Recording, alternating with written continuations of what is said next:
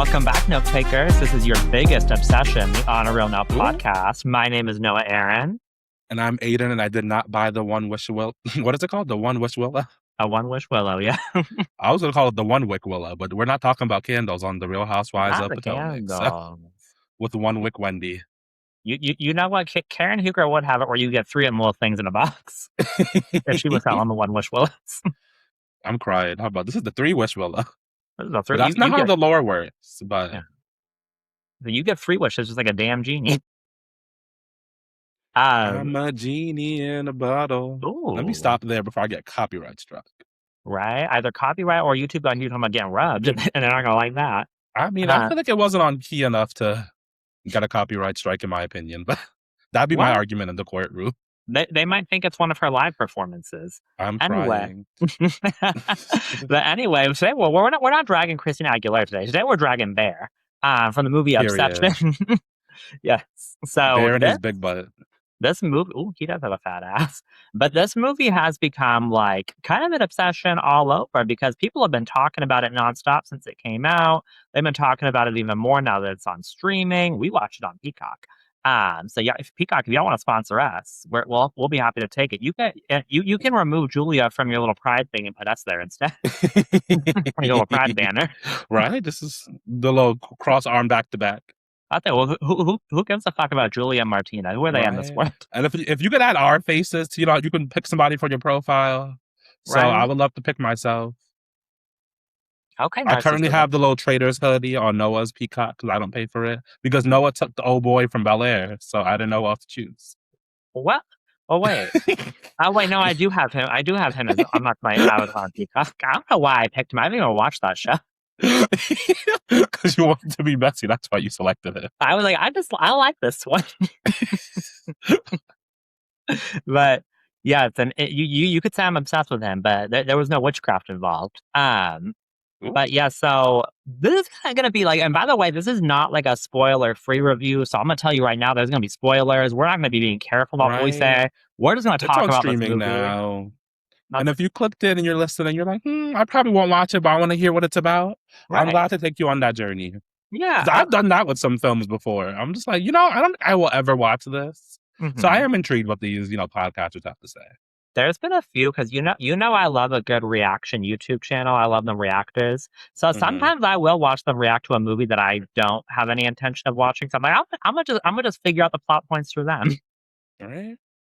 But yes, Obsession. This movie, I think it's technically dated for last year, but like I think it got its like actual full theatrical release earlier this year, a few months ago, and then just here recently, in the last few weeks, it's come to streaming. We watched it like roughly about a week or so ago, and we've kind of had time to like marinate and sit in it and kind of put together our thoughts. But the basic premise of the movie is it kind of zones in on this small friend group. I don't think they specify where these characters live at any point. Because I was steady trying to figure it out. I'm like, are they in Ohio? Right. Is it small town USA? But they leave it intentionally vague. That makes me believe it was a choice. Yeah. And we see one of two main characters, Bear, played by Michael Johnston, who has a crush on his friend Nikki, Freaky Nikki. A crush on his friend Nikki, played by, I know her first name is Indy. Is it Navarrete? Navarrete, okay. Indy Navarrete. That's how I've been pronouncing it. Okay, yeah, and he has a crush on her, does not really know how to tell her. He's very, like, incel coded, very, like... He's a pussy. Yeah, awkward. He can't work up the courage to tell her. And he decides, when he comes upon something called a One Wish Willow at this kind of woo-woo shop, he decides to purchase it, and in a moment of frustration, uses it to make a wish that his friend Nikki would love him more than anyone in the world. And the wish works, and shit goes south from there. Right.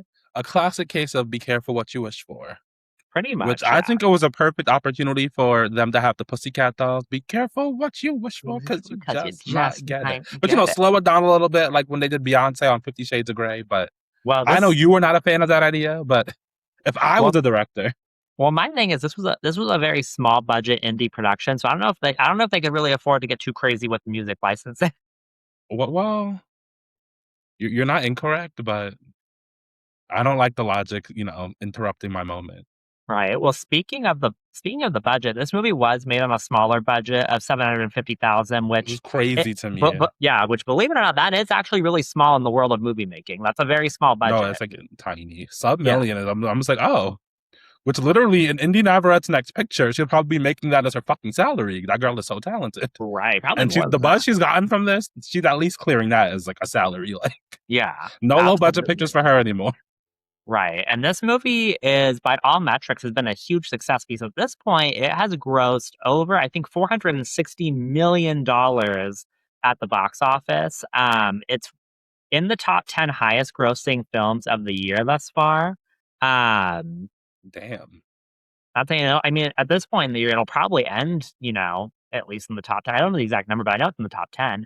Um, and I think it kind of signifies, I mean, that horror in general has kind of been kind of on the upswing the last couple of years. And then also that horror in of itself is actually doing well as far as like original, non-existing IP pictures. Because an interesting stat that I learned about just yesterday was that with Obsession being in this top 10 list of high, you know what? You're not getting paid to plug that. Don't do that. That don't do it for free. Um, but within that top 10, apparently Obsession is the only movie in that top 10 that is an original picture and it's not part of an existing IP. It's not an adaptation from a book, existing product or book. It's not a remake. It's not a sequel. It's the only one. And similarly, Sinners last year was also the only movie in the top 10 of like box office for the year that was not part of an existing IP. So horror seems right now to be kind of carrying the flame as far as original new movies go. Right? Especially if it's like more in this horror adjacent space rather than a straight up slasher. It seems like there's more mass appeal in it. And I think, Yeah. because you can like bubble Sinners and Obsession up to like in a very simple themes, like be careful what you wish for, be Yeah. careful who you let in and around, so to Yeah. speak. So, I kind of like it. And I think they both also exist as original IPs that kind of build up a lore in a world where it's not to the extent of like a Game of Thrones, Avatar: The Last Airbender world building, but there's still like questions to ask and discussion to be had, and like things to learn and questions unanswered that I do enjoy. Yeah, and I think that it's a good because I feel like recently I've heard people say that like elevated horror as they call it is kind of dead, and I'm like I don't think so because I mean you look at the success of things like Sinners, Weapons, Obsession, which I would consider these movies kind of be what would be in the subgenre of elevated horror. I think Jordan Peele's whole discography too. His whole catalog, yeah, is elevated horror. Discography, I mean filmography. Filmography. So I definitely, in my opinion, I don't think elevated horror is dead. If anything, I think it's really leading the pack in horror still. Right, I agree. Who said that? Some talentless hack down at the Guardian? I think someone that would go see Scream 7 in theaters probably said it. Did you not see that in theaters? No, baby, I didn't. The boycott. Oh no, the boycott. You sailed the 7 seas to view it. You sailed the 7 seas. I waited until it was on the little website where they're telling me about sexy singles in my area. Oh my lord! In the corner. Get myself some viruses. Right? But for Obsession, we watched the regular way on Peacock while on a Discord call to, cackle and discuss it together. Yeah. Because I had heard the hype and everything, and it seemed like my kind of movie once I looked into it. And, I do enjoy the X franchise, the Pearl franchise, and I heard that Indy had inspired a lot of her performance from Yaga, who, I was impressed by, and I definitely saw that as I watched. So I was intrigued and brought in by that and the hype. I was like, this will be a fun little communal moment, which we didn't go into it thinking we'd cover it for the podcast, but we were yapping like, why not give it an episode? Right. I think we had a good enough time that it's like, why not? And I'm really glad that it kind of worked out the way it did because originally, my plan was to see this in theaters. I remember the local theater that I go to. Leading up to the movie's release, they actually they had it listed like with showtimes and everything. Oh damn! And then like a few days before, suddenly it was like wiped, honey. It was gone. Ooh. So I don't know what maybe the check didn't clear. I don't know. I don't know. Yeah, for whatever reason, even though they were originally gonna show it here, they didn't. So, and I mean, that's the thing is, living in a small town, honey, you don't get to just be like, well, I'll just go to the other theater. I'm gonna go to the less comfortable one. There is only one, and it's not comfortable. I'm crying. I feel attacked. No, Because that's me when my theater is crowded. Well, I'm gonna go to the one where they don't serve the drinks right in front of you. I guess I'll carry my own snacks today. Right. You're like, I can settle for this other theater, but yeah, no, here we don't have that option. So yeah, I'm I in an just Alamo didn't. Draft House. I don't know. I just didn't get to see it in theaters, but I'm glad I didn't because I think it was more. This was like one of those movies that it was more fun to watch like with a friend at home, right?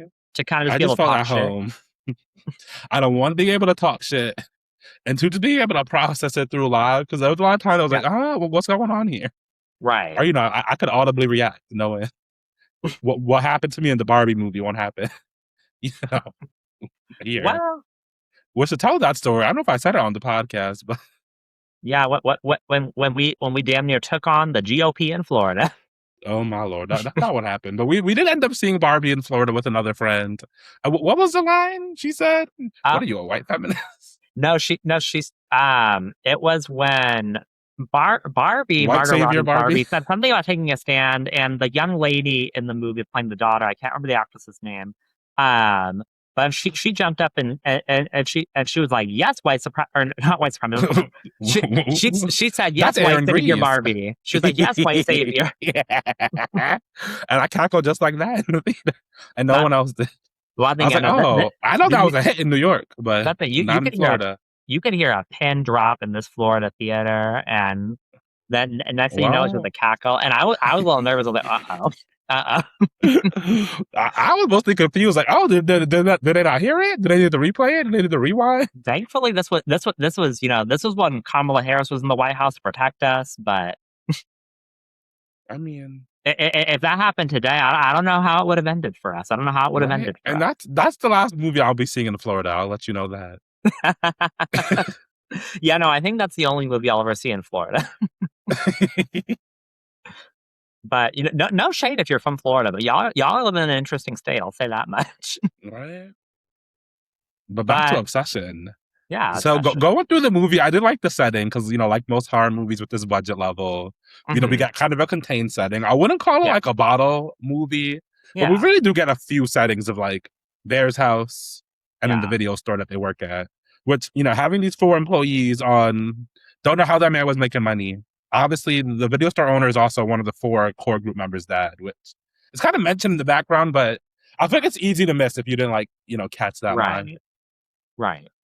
Yeah, no. We get a few contained scenes. Sometimes there's like other parties at other houses, but very simple and straightforward. These 4 cast members are kind of like the meat and potatoes of the film. Yeah. There's obviously other people. They have some lines, some reactions, but very simple, character driven. Yeah, character driven. What I enjoy about having kind of like the very small cast that we do is that we kind of do get some information and backstory on each, not like in-depth backstory, but like I feel like we get enough from these characters to get an idea of them. Like with obviously, with Nikki, we find out that she's like this very she's very into the idea of like being in love and falling in love, and she's trying to write a book about it. And she's like looking to be inspired. We know that their friend Sarah, who works with them at the store, is an artist. She's trying to get into art school. They kind of give us the idea that she's not. There's been several schools that she hasn't got into because she is applying for one currently, and so it's like, oh, this is the last chance. Bear, we find out that he's a fucking mess. He recently inherited his deceased grandmother's house. We find out that he's very clean shit out. Yeah, didn't clean shit out. He just has it he's very like this passive character who just kind of like lets whatever happens in life happen to him and doesn't really tend to take the reins at all in any situation. And then Ian, their other friend, he is kind of like more of a take charge guy and kind of a semi douchey way to an extent. Real frat energy, yeah. Yeah. Which I was always looking like, well, this character seems miscast. But then I found out it was like one of the producers, directors casting himself. And I was like, okay, Olivia Wilde, we love it. If she can do it, so can you. Well, and it might have even been like a budgetary thing of like, well, he can just also be. I mean, I'm saying that like if I had to write something, I would have a role. I don't think I'd make myself a lead, but I'm definitely having a line. The fuck? Oh yeah, I would definitely if I were like a filmmaker, I would definitely want to be like one of those filmmakers like that puts themselves in the movies like in small cameos and shit like that. Right. But I know my strengths as an actor are very similar to Nene Leakes, playing exaggerated versions of myself. I'm not gonna try to make myself do range I don't have. Which, Well, kudos to him. Ian didn't have to do Ian, was just delivering the plot. So yeah. What honestly, I feel like everyone in this movie gave us a good solid performance. I mean, obviously you have yeah, nobody was Indy. bad. Yeah, It was you just have Indy was so Indy. great. Indy, I was like, it was Yeah. amazing for this budget. But Out of also this fucking world. that's it. Obviously though, she had probably the most material to work with is Yeah. Nikki, but I mean, Bear had a lot of material. Not that Michael Johnson was bad, but yeah. I mean, it's just like when you're in those and that's the thing is, I mean, like, literally almost every single scene he had was with Indy. So, I mean, it's kinda yeah, like you're fair. constantly competing against what is going to be a scene stealer. 'Cause, like, No.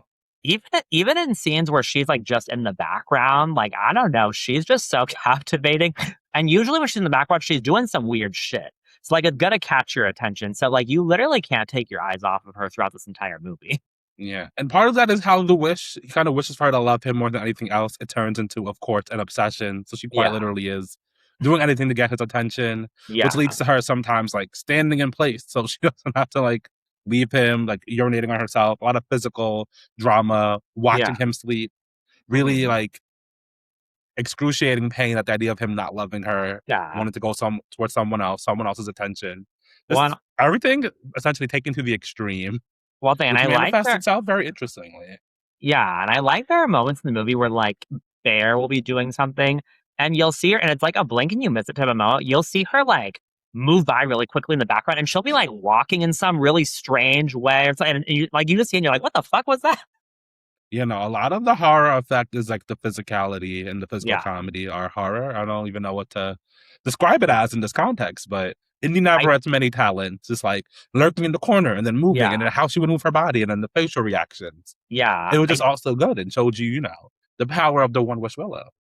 I think it has a great effect, I think, of just making you feel very uncomfortable and a little bit like, "Oh, like, what's going on?" Because there were a lot of scenes where just, like, the faces she would be making and the way she'd be moving or reacting to things, it made you feel like, "Oh god, like, what's gonna" like, it built the tension, like, "Oh, she's Right? gonna do something," and especially, like, throughout the movie, as her actions kind of escalated and became more and more, like, intense, like, you just, like, were always just like, "Oh god, like, what is it now?"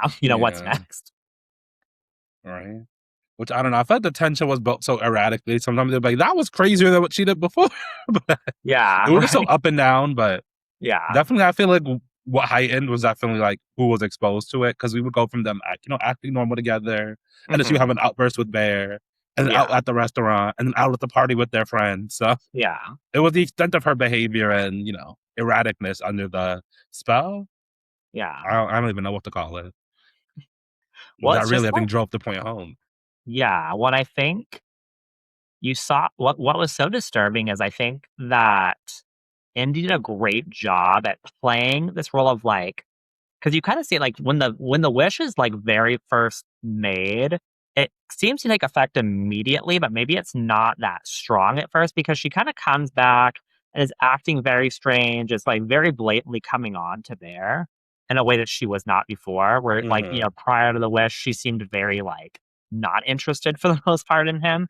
Um, and, like, there's, like, little brief moments where it seems like she kinda snaps out of it and comes back to her normal senses, and it's just like, "What's going on?" Like, she's kinda freaked out and, like, seemingly, like, scared, but not, like, fully, like, revealing that she's scared, and, like, Andy just does such a good job at playing this role in a way that feels like possession, but it's not like your typical, like, demonic possession type movie, like, it doesn't feel like you're watching The Exorcist or something. It feels like you're watching somebody with, like, multiple personalities, Yeah, and the way it's she's giving able to Sybil. switch back and forth so quickly, it's so effective. Hmm. And even like when she would like quickly, slowly snap out of it, and you can see her fighting internally with yourself, it makes you wonder deeply about Yeah. like the lore. Like, how does this actually Yeah. work? Like, what's actually going on here? Which leads me to one of my Right. favorite scenes in the movie, which actually doesn't feature Indy, but was just Michael Johnson himself in a phone in a car, where he calls the Yeah. customer service line on the back of the One with Willow, expecting I don't really know what he was expecting. Realizing that this thing worked to this extent, I don't know what he expected from a customer service helpline, but he did get an answer, which was very interesting. Like a dark, ominous voice is like, very sad. Like you're calling a shady guy to get from a college, helpline or something. Yeah. Like very like weird. Just very, off. But great delivery by who was ever on the phone. Or if it was AI generated or whatever was actually, going on. Just to cut in, actually, the voice on the phone I found out was Curry Baker, the director of the movie. Ooh, I was wondering if it was probably somebody on set. Yeah. Makes sense, though. He did a good job with that. But essentially, he's like, oh, we don't do returns. We don't do, take back wishes. He's like, the best you could do is get somebody to use their own wish to kind of, undo yours, and maybe it'll work. It wasn't even a guarantee. And this did at least confirm that you only really get one. If you try to get another one, as we see with Bear, it won't even snap or break. So you really do get one wish. So however this black magic, monkey's paw, well, I don't think it's very monkey's paw-ish, but this thing, however it works, is what I was intrigued by. And so was Bear, because he's going to figure it out for the life of him. But right. Well, I think that I like the way, because they never really fully explain it in the movie. They leave a lot of things up to interpretation. They leave a lot of things kind of unexplained. And I think it adds to like the horror of it.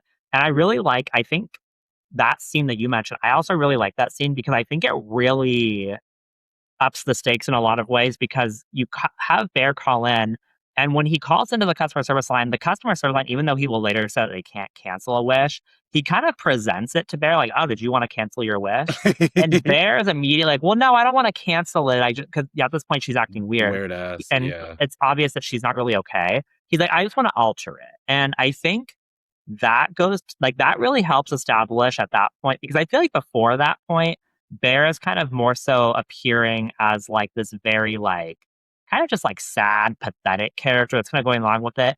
And it almost feels like he could be perceived as a victim of the situation himself. Because like when he makes the wish initially, like, yeah, it's a weird thing to wish for. Like you're kind of a weirdo for doing that. But also, obviously, he did not think it was actually going to work. It was more of just like, you're just saying some shit, Yeah. So I feel like at that point, you can't necessarily be like, oh, he's this evil, horrible villain for doing this. But at that point, when the option to cancel it is like, even if it's not real, it's presented to him. The fact that he doesn't immediately jump on it says a lot about him. And then also during the call, the representative asks him like, "Oh, did you want to talk to Nikki?" That was and crazy. then you just hear Indy like screaming in agony, like on the phone, like just screaming, and it kind of introduces the idea. It like fully introduces the idea that like the real Nikki is being like suppressed. It's kind of like similar to a movie like Get Out, where like someone is kind of like in the sunken place. It kind of implies that Nikki is not. It's not that Nikki changed. It's almost that she's just being controlled or overpowered by something else. And we get confirmation of that later in the movie, just a little bit later, when Nikki is laying in bed, seemingly sleeping, and Bear tries to leave without waking her up. And she starts talking while her body is still asleep. And she's very low, too. Like she's doing ASMR. Yeah, and she's telling him, like, it's me. It's me. Please kill me. And he's like, what are you talking about? She's like, please don't wake her up. Which implies that her and the real Nikki and this Nikki that we're seeing that's obsessed with Bear are two different people, or at least two different entities in the same body. And she's begging for Bear to kill her because she's suffering.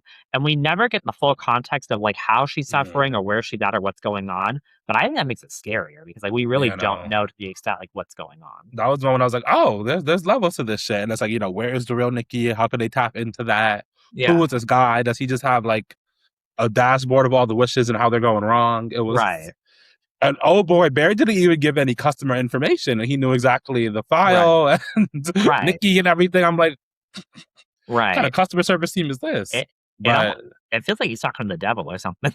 Right? He might be, child. But that scene that you just brought up was actually the one for me that I was like, oh, Bear, you are a dumbass, weak ass, evil ass bitch. Because in that scene, after she's like, oh, kill me, he's like, oh, is being with me so bad? Yeah. And that is not the point, sir.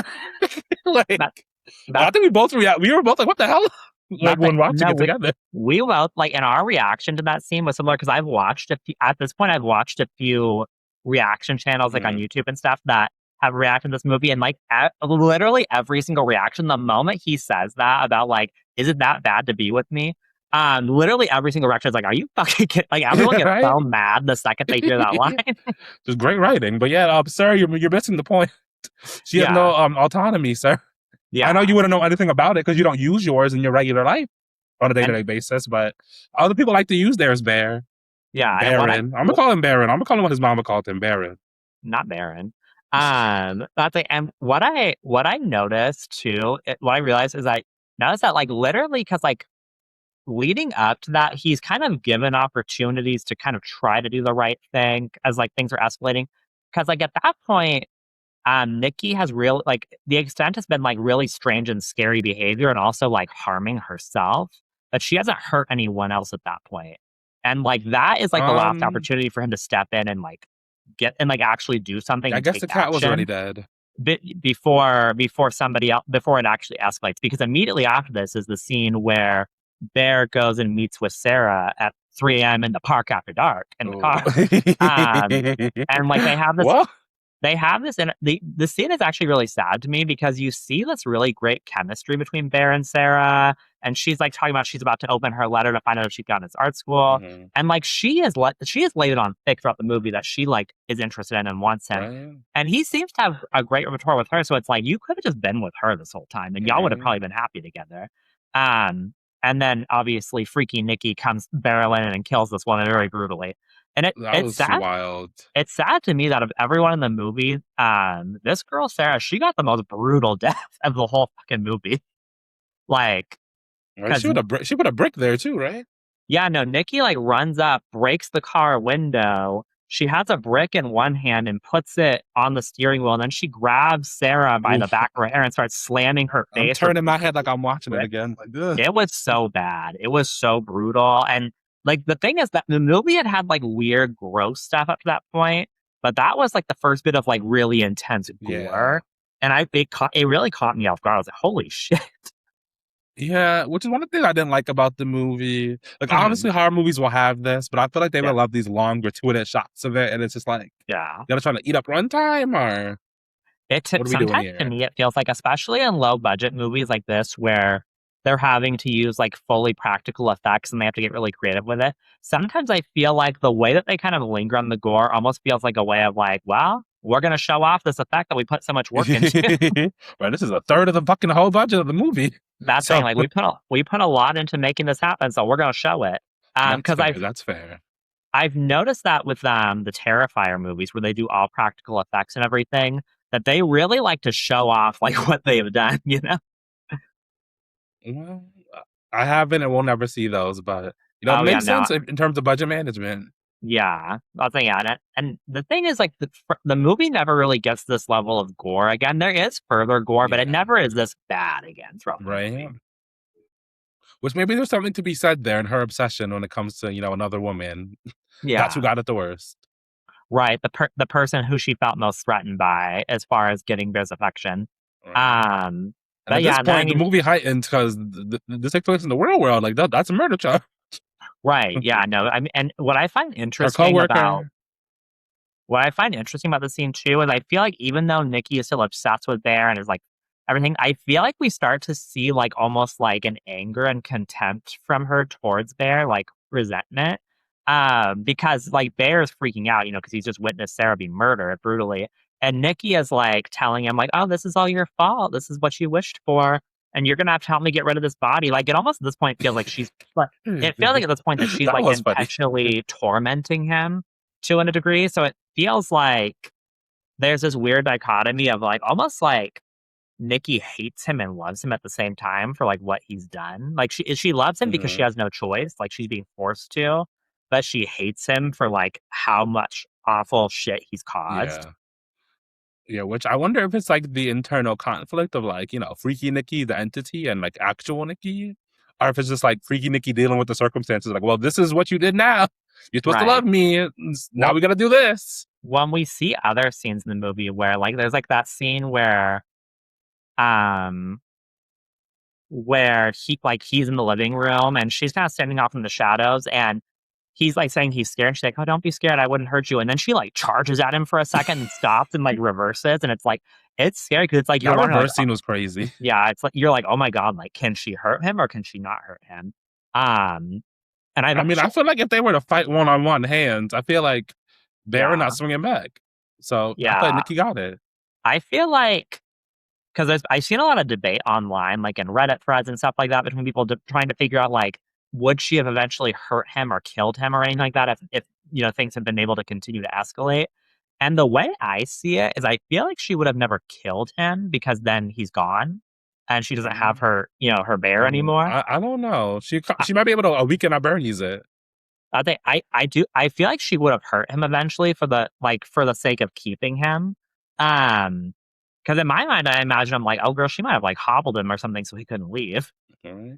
Like, I could see her accidentally killing him and then propping up his body like a weekend at Bernie's and walking right. around and But the shit. thing is though, is as we know, if he dies, the wish automatically Oh, ends that's and true. she's You did freed. say that. They did say that, which is another part of the lore confirmed.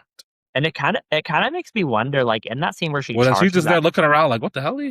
one thing in that season where she briefly charges at him, it makes me wonder. I'm like, is that like real Nikki trying to kill him to free herself? And then like, but then again, I don't know, because there's like other scenes where like she's hurting herself and she's saying things like it's not me, and um there's like near the climax of the movie, there's a scene where she's kind of like Freaky Nikki is kind of coming towards him, saying something about how she could just eat him up or whatever. And like this is after she's already fed him his own deceased cat. That was Um, insane. and That was not needed, but that's just that's me. that's a so and then but then you like see her stop, and then like you hear her screaming like stop, stop, stop. And I'm like, is that the real Nikki like being like stop because she's about to cannibalize this man? Like, I don't know. Um, but once again, I think that's part of like what makes it so scary is that you really, even though you see all these things Nikki can do, like you really never fully know what the extent of like what she's capable of. Like you never really know for sure what she'll do or what she can do or what she can't do. I know that's probably the wildest part because you never know what's gonna be the Oh yeah. apex of it all. Which Yeah. eventually in the movie we see is pretty much everyone dead, except her. Yeah. I'm not saying at the end of the movie, because basically, I mean, at the climax of the film, we see her and Bear at home. She's killed Sarah at that point. Bear tried to get Ian to use a one wish willow to basically reverse his wish, and Ian not taking it. So it's like, oh, I wish for $1 billion, and then money starts raining from the sky. Um, so at that point, he's like at a loss for what to do. He goes home. He's gonna try to get her to wish for something that would contradict it, but at this point, she's at the deep end. She's got Sarah's body propped up. Ian shows up. She shoots him. She's just completely losing it. She's terrifying Bear, and then he ends up like locking himself in the bathroom and has basically decided that he's gonna try to end it all. Um, It's too and pussy first to do that. that thing, yeah. At first, he attempts like he's gonna like he has a hold of the gun, and he acts like he's gonna like boop boop boop end himself Yeah. that way. Oh no, he's pussy to Um, do that and he couldn't specifically. do that. So then he goes into the medicine cabinet, grabs all these pills, and starts taking them. And then he immediately like regrets it and goes to like make himself, throw up. Um, and then you hear like the little sound that comes whenever someone opens the one wish alone. You hear the snap, and then suddenly he stops what he's doing and just immediately goes outside and is just like looking at Nikki all lovingly. They're staring at each other, and you realize like, oh shit, she wished for him to love her. Um, and then he's so in love that he forgets to purge out these pills he just took. He then succumbs to the pills and passes away, and then Nikki is freed, and she is just left with this carnage around her. And She snaps out of it too because yeah, the wish for her to be obsessed is done because he dead. But she's yeah, waking up, Ian body there, Bear body there, blood all over her, shattered yeah, glass everywhere, bullets everywhere. yeah. And that's basically, I mean, that's the end of the movie. The movie just ends with her like sobbing in the living room while we zoom in on the television screen, which plays the credits. And that it was like a very A24 ending to me. Right. Meanwhile, that would be the beginning of a scandal episode. Then Olivia's called in to clean that shit up. I think this is beyond what Olivia can handle. I think if Nikki tried to call Olivia would just let it go to voicemail. Well, I mean, Olivia the might say like, presidency "I has planned some on the powers lately. Ain't you watching the news? If you fucking, I don't know, Olivia could have pulled something out. But no, the ending definitely leaves you like, oh, yeah, Definitely leaves you a lot to think about.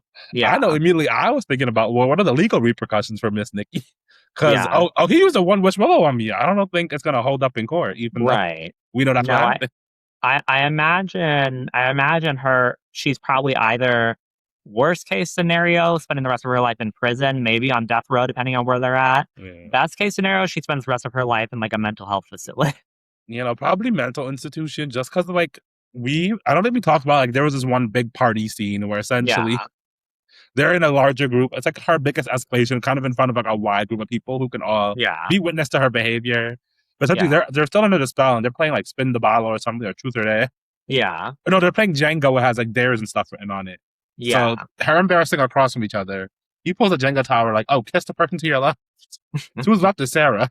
Yeah. So this is before Freaky Nikki beat the bitch in with a brick. And she's like, oh, and everyone's kind of frozen. Like, so what's going to happen? Because she was already acting all possessive and whatnot. Well, I just love after that, like, the camera cuts to Nikki and she's just saying, like, the face she makes, I can't even replicate it. It's like her frown was so intense. Yeah, no, the facial work was iconic. And probably her. I see why she doesn't do it for random fan pictures. Right? I've already seen people online being like, Indy, don't you dare fucking touch a Botox needle ever in your life. How old is Indy? She got some time before she needs that, but the industry is harsh. I think she's Gen Z, so she's probably like early to mid 20s. Former online streamer. She's 25. Yeah. When was she a former online streamer? No, she used to stream because she's a gamer girl. She was streaming herself playing video games on Twitch. Oh wow! Before she was got in 13 role. Reasons Why. Clearly not a season I watched. I think because she has other acting credits prior to this, but I think all of her acting credits were like relatively small roles. Like a lot of really things don't even have their own Wikipedia profiles. And then Superman and Lois, which I remember hearing about the those CW Superman and Lois. Yeah. So. But CW show is not really. I'm sure she was a lot of talent on there because the actual acting bag is. I don't think it's really required in CW auditions. Yeah. I really do wonder how CW auditions go. Is it just like, okay, take your shirt off? All right. Yeah, probably. Probably the same way they cast Heated Rivalry. Like, let's see your ass. Oh, I do wonder what the ass casting was like for Heated Rivalry.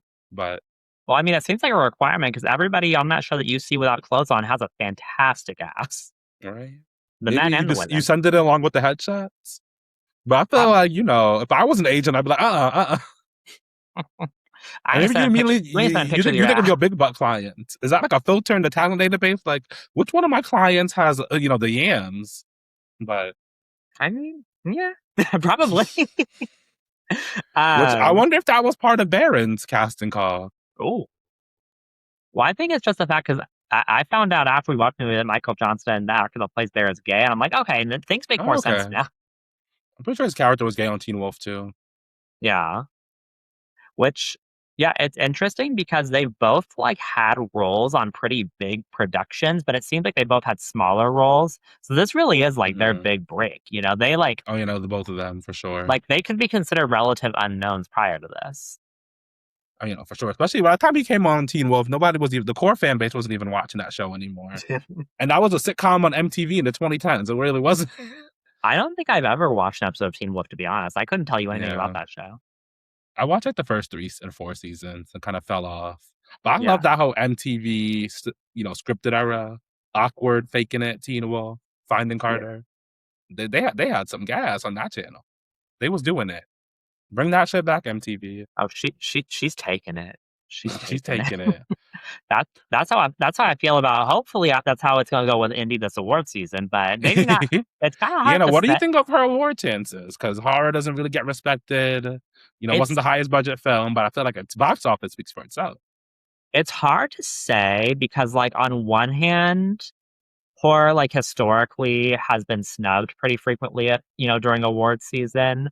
And even just like it's hard because in recent years you've seen a mixture of like people like Demi Moore for The Substance getting recognized. I'm forgetting the actress's name, but Anne Gladys from Weapons getting recognized during awards season. Didn't Gladys win? What? Didn't Gladys win? She won. So I don't think she won an Oscar, but she won something else. Gotcha. Like she won another like prestigious award. Gotcha. Um, and Demi got nominated for the Oscar and didn't win. But like we also see like other really huge, great performances that don't get noted. Especially like when you look at like Mia Goth, like the performance she turned in for Pearl, that should have got an Oscar nomination, but she got pretty much, I think, shut out at like every major award ceremony. Yeah. So it's kind of hard to know these days, like when you're looking at. No, Amy Madigan did win Best Supporting Actress. Oh, she got the Oscar. Yeah, I'm pretty sure. Okay, but yeah, so it's kind of hard to know because you're seeing some Amy people. Madigan won. Yeah, you're seeing some people get recognized, and you're seeing some huge snubs. So it's kind of hard to navigate. I feel like she won't be recognized just because I feel like when you look at Demi or Amy, I feel like with Demi, it's almost like this A-lister and that's part of maybe why she got the recognition she got from The Substance. And when you look at Amy, it's almost like she's like this Hollywood veteran that's been in the game for so long and has never gotten a recognition. It's almost like one of those things where it's like, okay, let's give her the award now, finally. Yeah. I do think and Amy has that in her advantage. and I feel like Indy has more in common with a Mia Goth, where it's like a newcomer on the scene, so to speak, young and everything like that, where maybe they're not going to be as eager to feel like they need to recognize her. Yeah. Well, I'll ask you a shady question. Do you think this was a better performance than Mikey Madison put on in Honora? Yes, absolutely. So, I mean... But I mean, the thing is but I mean, I guess there's a lot of competition this year. I don't know. That's what the Oscar Ray subreddit says, but I'm not watching all the movies to confirm. But right. Well, to me, Zendaya in the drama deserves a nomination, but I don't think that's happening.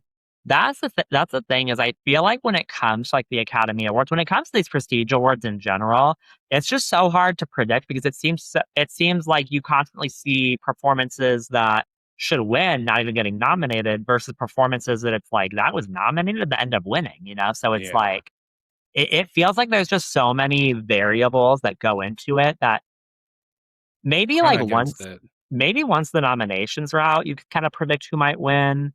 But I feel like trying to predict who's going to get nominated in the first place, sometimes it feels like, it feels like insanity. But it's part of the fun. I do like the discussion of it all. It's something I do enjoy, especially if I've watched a few of the movies that year I did like a performance. I will say she also has like, I feel like the timeline working against her. Because I feel like there's a lot of recency bias sometimes with the Oscars, the Academy Awards. So I think now is when like the Oscar bait movies are going to come out or like close to the holidays. Like it just came out earlier in the year, so it's like people kind of forget about some of those movies sometimes. Yeah. But I'd keep hope alive, but I wouldn't, put some money on it. But I'm not a gambling man, and that's why we don't have a DraftKings sponsorship. I would love to at least see her nominated, even if she doesn't win, because I know like even just the nomination can do a lot. Can really help you benefit your career and can really, do a lot for you just the nomination alone. So I hope she at least gets nominated. I mean, A, because she deserves it for the performance, I think, and also B, because I think it would be great for her career. Right. At the least, I hope her studio at least tries to, insist upon themselves and promote a little bit. Because I hate when a studio doesn't have a bit to try to make the rounds, trying to, get it. Like, please, send the press people a little package with her face on it or something, Yeah, but that's the thing is just I feel like with horror, it's just so like iffy on if someone's going to be recognized or not. So. Yeah, and I know in relation to that conversation, a lot of people bring up Girl from Hereditary, which I haven't watched. I believe you have. And she got snubbed for that, which... Yeah. I mean, I will say in Hereditary, she gave... I think her name's Nicolette, something like that. But I will say she gave, like, one of the best performances I've ever seen in a movie, period. Not just Toni Collette. Yeah, she gave one of the best performances I've, like, ever seen in that movie. And, like, she got completely snubbed. So, I don't know. And I mean, the thing with Hereditary is like that's like a prestige, like elevated horror movie type situation that like if they're gonna award something, it's gonna be something like that. Yeah. Because that's the thing. Because I mean, you're never gonna get an Oscar nomination for doing just like a regular slasher movie, even if you do a fantastic performance. Yeah. Oh no, Toni Collette is an actor. She was nominated for a Tony. Stage actors can always give it on screen. Well, not always, but when a stage actor transitions on screen, they always give it. Well, because I feel like performing on stage is just so much harder. Like you have to put so much more into it that I feel like when you transition to screen, it's almost like, okay, like I got this. Yeah, but sometimes they do too much of it, which goes to their detriment. Which That's some true. don't, because sometimes I can like, oh, were you on Broadway? Like I can just tell. Sometimes I'm like, you were a stage actor before you was in this, weren't you? Right. Well, because from what I understand, stage acting, it's more about like you're performing to the back of the house and everything. You Yeah. have to be very expressive, very over the top. You have to project a lot and everything to make sure that everybody's like actually getting the performance. Like, I think with a stage performance, it's very hard to like go the subtle route Hmm. versus in film, you can be as subtle as you want because we got the zoom ins, we got the close ups. That's fair. But I guess overall, what do you think the legacy of this movie will be? Its impact, like outside of awards, like do you think there will be a sequel or something within the world of it again, the One Witch Willow universe?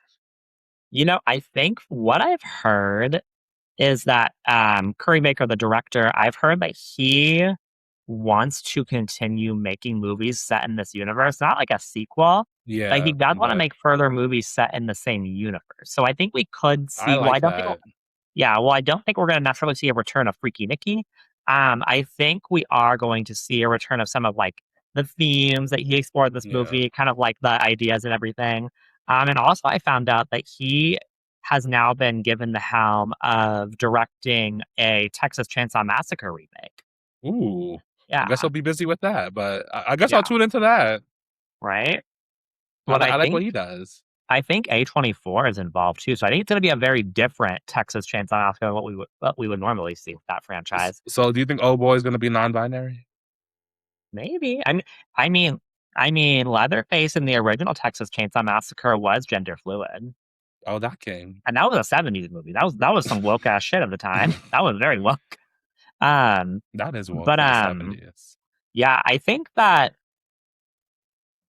this movie beyond horror, I think it's good that you see movies like this, The Backrooms and others that are original movies, original IPs, low budget, casting people who are unknown.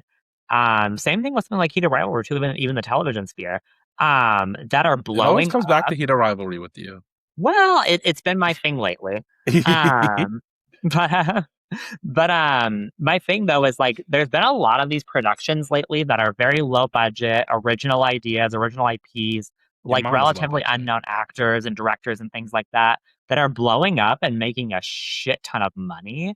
So my hope is that this could be really good for the entertainment industry because I think people are fatigued on like franchises and sequels and Right? No, superhero it's movies and tiring. It's like, all right, can you come up with something else in my Miss Juicy yeah. voice? I'm excited to get into a new world. Like, I would love for him to expand on this lore and like, the Yeah. One Wish Willow universe. Because I think it's very easy to expand upon. Because for all intents and purposes, this is this disgruntled ex girlfriend killing people. Like that's how it's Yeah. kind of go off in the media. Wow, I love to do some underworld darkness to this. That Right. Well, and I we can definitely think explore more. to me, I feel like what people can learn from this is that you can take like what on paper is a very simple story, like there's not that many Mm, elements. It's not bloated, it's not confusing. Like when you break it down, it's very simple. You can take a very simple story while exploring very interesting yeah, and complicated themes because like this movie, it touches on feminist themes, it touches on consent and assault, it yeah, touches on bodily autonomy, it touches on the male loneliness epidemic, it yeah. touches on incels culture. Like, I mean, this movie, like, really Yeah, touches on very so of the many times. Yeah, yeah, it touches on so many themes, and it does it so well without overcomplicating the story as a result, and I would love to see more filmmakers do that. for sure. I do want to give kudos to the directing and the writing of it all because obviously Yeah. Indy's performance was a standout. But I do think The obviously I don't think material it'd be an ass stellar with like a random actress in there, but yeah, obviously it was like a team effort. Everyone played their role, but yeah, yeah, I do. I hope this isn't just like a lightning in a pan, but it kind of mhm, revolutionizes the industry a little bit. Like let's get some fun shit out there.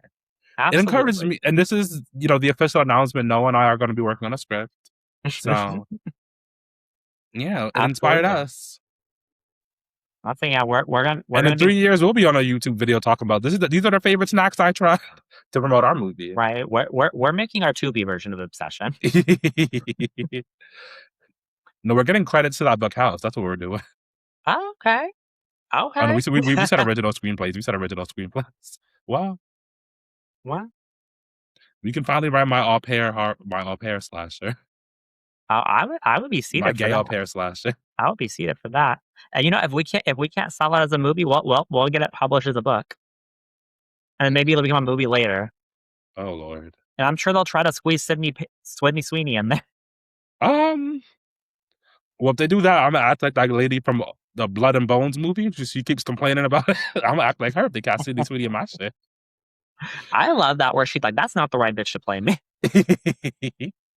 She's saying a lot about that movie, but it's gonna be intriguing more to see it. But My thing is, if I were an actor and I got cast in like a biopic or something like that, where I'm playing like a real person that's like alive, and that person is like going to the press and saying they don't want me to play them and that I'm wrong for it, I'd probably drop out of the project because I'm like, oh, I'm embarrassed.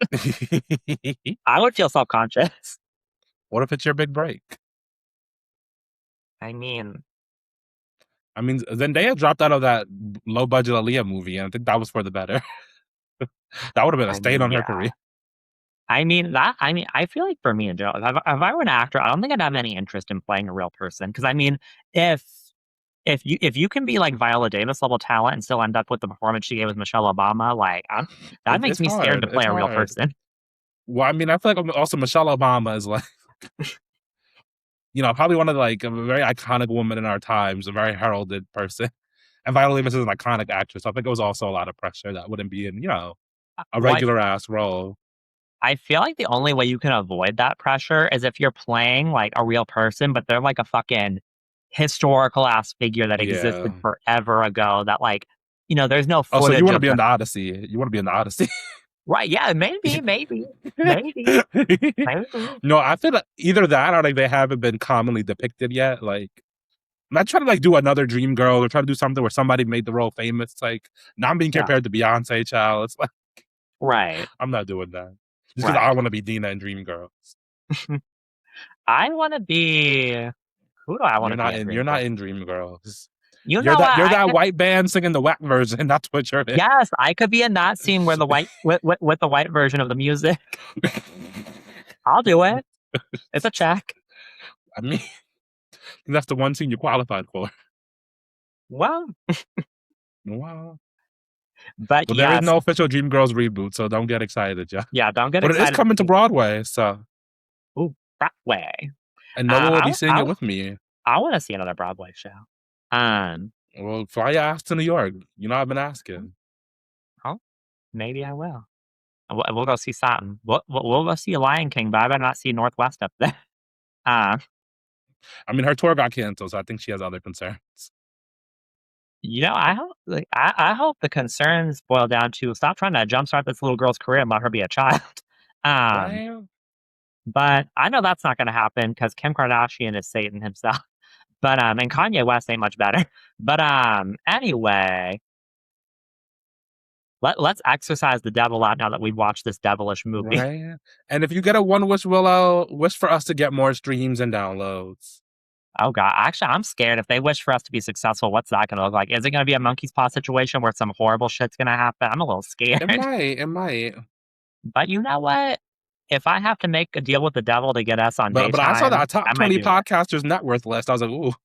I mean, there weren't any black people up there, but still.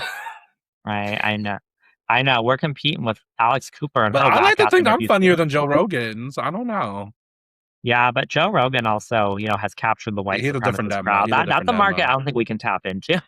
Yeah, I mean, I don't know. And I don't know. I can't suck dick like Alex Cooper, I guess. I don't know. I want to know who listens to Alex Cooper's podcast or watches who goes on there and wants to listen to her glaze these celebrities and not ask them a single question. Metropolitan white girls aged 25 to 34, I guess. Damn, that's specific. You been checking her stats, her numbers? Ask me how I know. Oh, okay, marketing. Check my resume. Actually, please don't. All I do is podcasts. Don't look at me up. Well, and you can follow us on at On a Real Note Pod on all social platforms, Instagram, Threads, and TikTok, where we are most active. But shoot us a message wherever you like. We are across these digital streets, always taking suggestions for episodes. Next week, we are tapping back into our TLC bag with the secret life of suburban wives, following women in the suburban community with OnlyFans careers. Yes, you heard that correctly. It feels like they saw. It feels like they saw Cassie Howard's storyline on season 3 of Euphoria, and we're like, "Yep, let's do it." And TLC will spin up a show quick. So right? They will. They will. They'll throw that shit together, and people will watch. People will right. watch. But I don't know if I want to write a script or produce a TLC show, but y'all will find out next week. right, tune in next week on the Honor Roll Up podcast. But Dragon thank Ball y'all Z. so much for listening to another episode. And as always, we appreciate you. And wherever you're listening or watching, give us a little thumbs up or a little 5 stars or whatever the system is. But we will see you next time. Have a great day.